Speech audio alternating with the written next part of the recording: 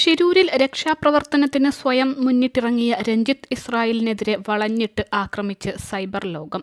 രഞ്ജിത്തിന്റെ ഇടപെടലാണ് അർജുന്റെ രക്ഷാപ്രവർത്തനത്തെ ബാധിച്ചതെന്നാണ് സൈബർ ഇടം പറയുന്നത്. മണ്ണിടിഞ്ഞ ഭാഗത്തെ തിരച്ചിലിന് ആദ്യം മുതലേ രഞ്ജിത്ത് ഉണ്ടായിരുന്നു. എന്നാൽ ഇദ്ദേഹത്തിന്റെ ഇടപെടലാണ് അർജുന്റെ രക്ഷാപ്രവർത്തനത്തെ ബാധിച്ചതെന്നാണ് സൈബർ ഇടം പറയുന്നത്.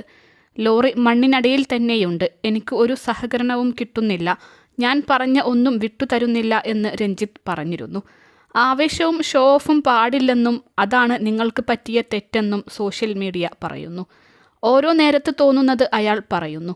അയാൾ സംസാരിക്കുന്നത് മലയാളം ആയതിനാൽ അയാൾക്ക് ഇഷ്ടം പോലെ സ്പേസ് മാധ്യമങ്ങൾ നൽകുന്നുണ്ട്.